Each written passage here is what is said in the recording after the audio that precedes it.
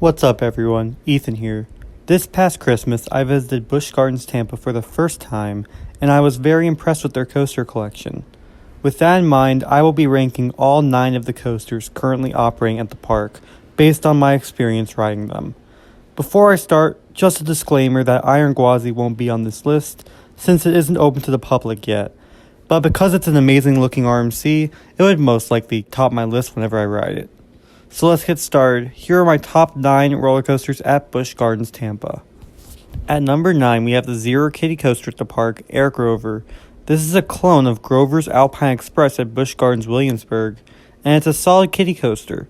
This ride does have some nice positives during the first helix, but again, it's just a kiddie coaster, so it automatically takes the 9th spot.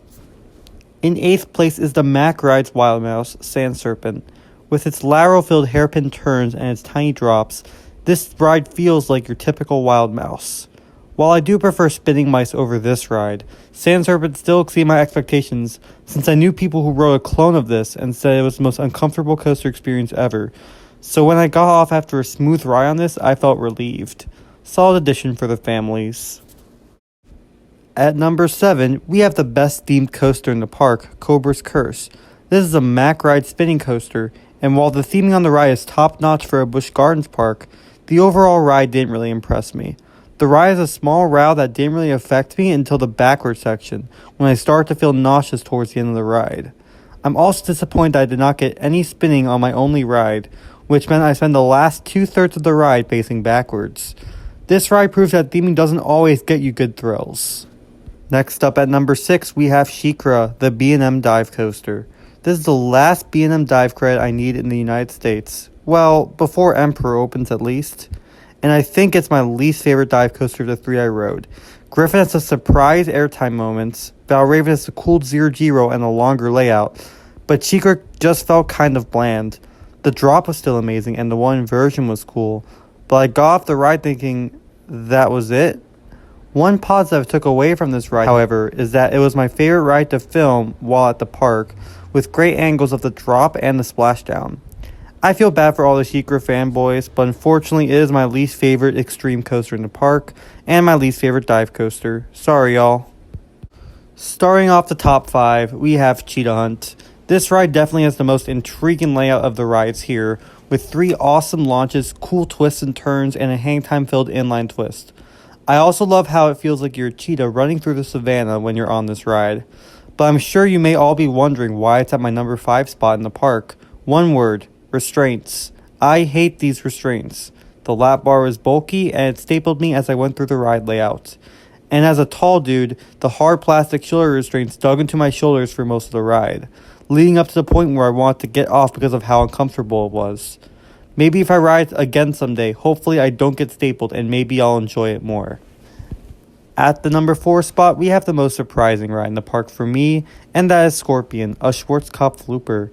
Going into this ride, I thought this was the one forgotten ride that no one really cares about, but boy, my opinion changed after I got off my first ride. Scorpion starts off with a great twisted drop and an intense vertical loop, and while the middle of the ride doesn't really do anything, the ride ends with an insane triple helix, which provides awesome positive Gs, and is my favorite part of the ride. Overall, I think Scorpion is a classic, and it doesn't get enough love from coaster enthusiasts. Starting the top 3, we have Kuma, a B&M sit-down coaster. This ride's intense from start to finish. It feels like your normal B&M looper layout, but you get whipped through each inversion, especially the 0-0, which is my favorite inversion in the park. This ride does have a slight B&M rattle, but I didn't think it affects the ride as much as other B&Ms like Valraven and Banshee. This ride is also great for its picturesque color scheme and the awesome angles you get while looking at it. Kuma's awesome inversions and its iconic off-ride shots give this ride the number 3 spot in the park. In second place, we have Tigress, the newest coaster at the park. This is a premier ride, Skyrocket 2, which is cloned, but it's also a banger. Tigress has 3 great launches, a hang time filled inline twist, and a crazy drop that whips you 180 degrees to the right. After riding Tempesto in 2019, I enjoyed it for the most part, but Tigress did everything so much better. This ride proved that not all cloned rides suck.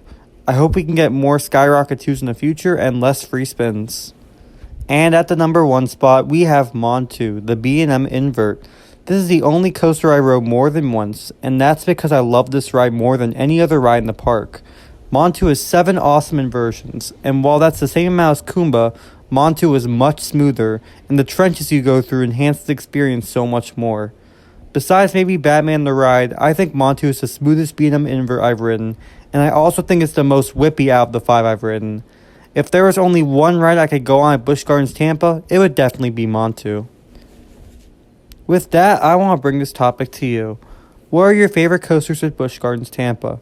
Which coaster here exceeded your expectations the most? And which coaster disappointed you the most?